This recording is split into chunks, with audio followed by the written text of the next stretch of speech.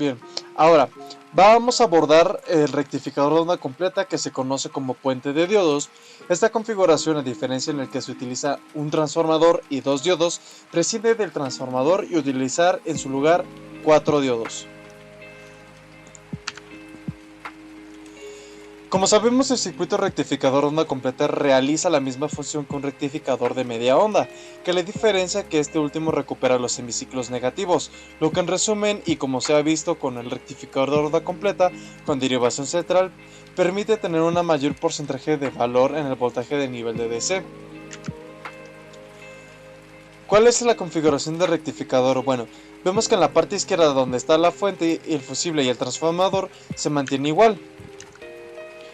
Que podemos observar además que ahora no aparece la derivación central y de hecho, aunque estuviera, no se usaría. Vemos una configuración en la capa de 4 diodos. Vemos la configuración en la capa 4 diodos como D1 a D4, D1, D2, D3 y D4. Evidentemente vemos la resistencia de carga. Como sabemos, es una señal senoidal o senoidal y se deben analizar los dos semiciclos denotados como semiciclo positivo y negativo. En esta imagen nos vamos a enfocar en la primera parte que corresponde al semiciclo positivo. Podemos ver que en esta condición la fuente de corriente alterna obtiene esta polaridad.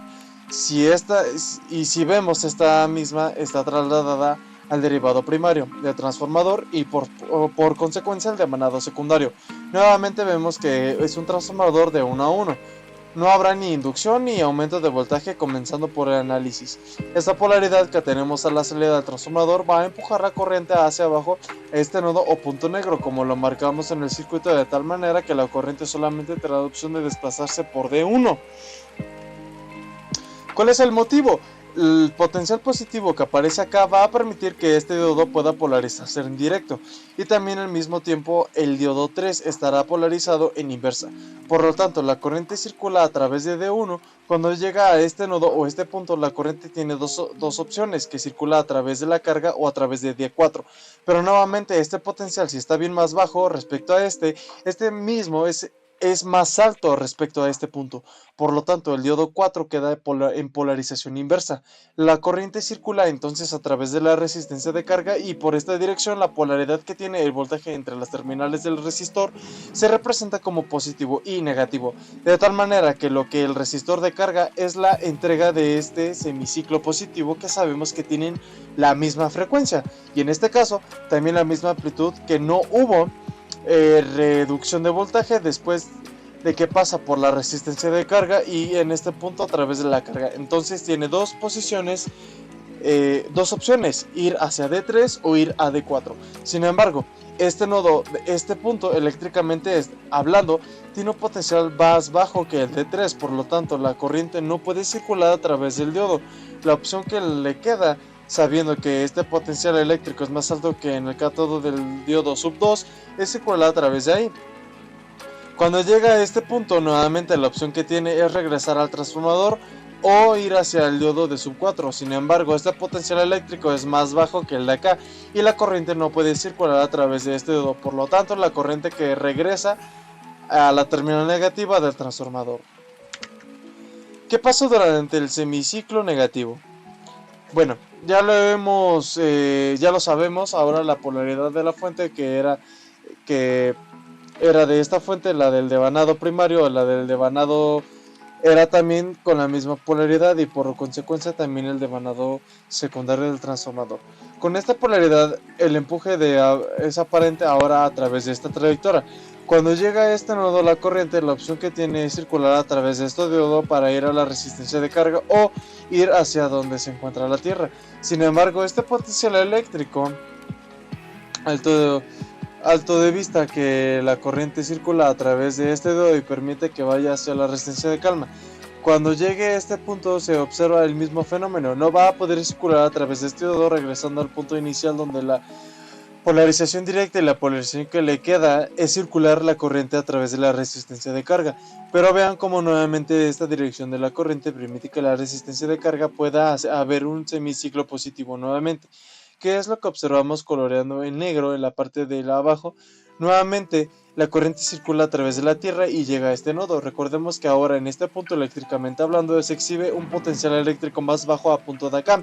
O en este nodo se puede decir que por esta razón la corriente no va a circular hacia acá y tendría que ir a la parte de abajo superior. Cuando la corriente llega a este nodo, nuevamente tienen la opción de ir hacia abajo a la trayectoria hacia esta trayectoria. Sin embargo, este potencial eléctrico es ahora el más bajo y por lo tanto la corriente no puede circular a través de este nodo, lo que provoca que la corriente regrese al transformador. ¿Qué parámetros necesitamos establecer en el rectificador de onda completa? Recordemos que son los más importantes en el voltaje pico de salida, que se obtiene en la resistencia de carga, y el voltaje de pico inverso, que se obtiene en las terminales. Ahora, de no solamente un diodo, sino va a ser dos diodos que quedan en polarización inversa durante el semiciclo. El voltaje pico de salida. Podemos ver que cuando tenemos un semiciclo positivo es la polaridad positivo y negativo. Positivo o negativo, ya que el diodo D3 y D4 quedan en polarización inversa, que el voltaje pico de salida es el que medimos en la resistencia de carga. Vamos a analizar el semiciclo positivo, tendremos esta polaridad más y menos en la salida del secundario, y sabemos que en esta condición los diodos de 1 y de 2 quedan en polarización directa. Pero vamos a asumir que estos diodos son ideales, o sea que están en switch, que no consumen ninguna potencia. Lo que nos dice que esto va a haber una caída de voltaje en sus terminales. En resumen, este punto y este punto de acá estarían conectados con un cortocircuito, como les acabo de mencionar. O también podemos decirlo con un alambre, como si estuvieran en corto, así, sin todo plano. En el cual no hay una caída disputada. Ponemos estos cuatro diodos para los diodos de 1 y de 4, porque recuerden que esto se encuentran polarizados en inversa para esta condición, de tal manera que si nosotros adaptamos este nodo que representa este punto de acá de transformador con el potencial positivo, podría terminar ser porque es como si el diodo ya en activación directa solamente fuera un conductor eléctrico, y por lo tanto el potencial eléctrico que tenemos en este punto o en el nodo correspondiente al potencial positivo, pues representa con lo mismo que acá. ¿Qué pasa con el otro diodo de la resistencia, que es donde vamos a medir el voltaje de pico de salida? Nuevamente vemos que se mide el punto, es la Tierra, que representaría este de acá y que también representaría este punto de acá, pero nuevamente como el de 2 quedó indirecta, prácticamente es el mismo de aquí, y que por ende sería la otra terminal de transformador. Por esta razón podemos decir que lo que se mide en este punto donde está la Tierra es lo que mediríamos en las terminales de un lado de transformador. Como sabemos, tienen la polaridad negativa. Por esta razón, el voltaje pico de salida para cuando se usa el modelo de diodos ideales es igual al voltaje pico del secundario. Pero si ahora analizamos el diodo, analizamos los diodos reales, tenemos que tener en cuenta que en este diodo y el punto no se pueden considerar como el mismo, y por lo tanto tendremos que rescatar o restar la caída de voltaje para este caso, si consideramos el potencial eléctrico que estamos acá, pero no todo el terminal en eso. Ahora, la terminal positiva de la resistencia que corresponde a la Tierra y que está conectada en este punto de aquí, si sería el mismo punto, tendríamos también que restar la caída de este segundo diodo, que está para la polaridad, que para esta polaridad quedó en directo. Por lo tanto, en esta naturalidad es natural tener que ahora el voltaje que verá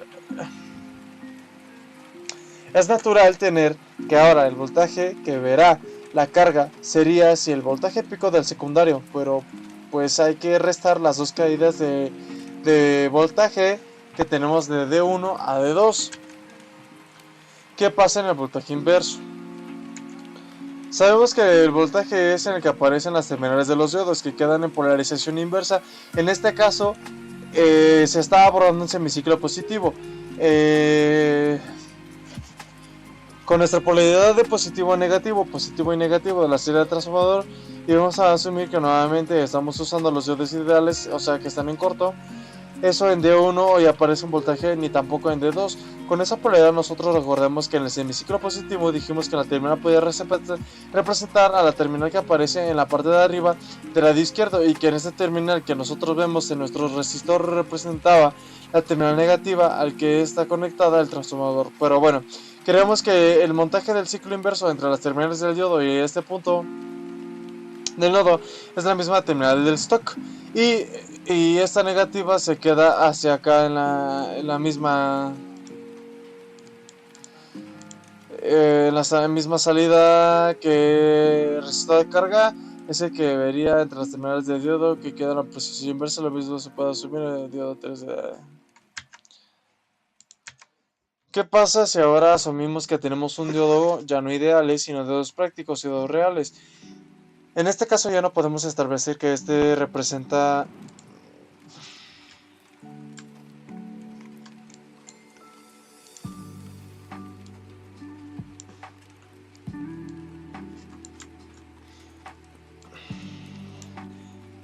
Ya no podremos establecer que se representa el mismo nodo que este y que esta representa el mismo que este. Sin embargo, no es difícil ver que es el voltaje de pico inverso que se aparecerá en las terminales de cátodo polarizado en inverso. Este pico inverso se mide entre la terminal de cátodo y del anodo, que es el diodo que da inversa, no sé, delatado como en 3 o 4. Como vemos en este lado, este punto representa esta terminal de circuito de carga, y del otro lado, el terminal de 4. Vemos que está conectado en este diodo en la terminal de ánodo de 4, que será la terminal que mediríamos este voltaje de pico inverso. Si seguimos la trayectoria, vemos que después de este punto aparece este diodo, y que de hecho está en progresión directa. Continuamos, encontramos este nodo, pensaríamos que es la Tierra, regresamos a la Tierra y vemos que entonces el circuito se habría cerrado ahí. Si este diodo está denotado como D2, específicamente es un nodo, lo tomarían sabiendo que este es el mismo punto. Que pasaremos hablando del siguiente. Como podemos ver, el resistor de carga y este diodo que está en polarización se está polarización directa, en el cual aparece 0.7 volts. El voltaje que asumen entre ambos corresponde y que se mide entre este punto, y que ese punto corresponde al voltaje de pico inverso, de tal manera que el voltaje de pico de celo de más la que de 0.7 volts en diodo D2, que es esta cadena de acá, y que queda en polarización directa, que representaría el mismo voltaje que aparece en las terminales de 4. Ya como parte final mostramos los tipos de diodos que pueden existir. Acá es donde se utilizan los 4 que podemos ver en algunos de los encapunados, que normalmente se emplean en circuitos en mayor consumo de potencia. Y estos terminamos el video. Hasta hoy, hasta luego.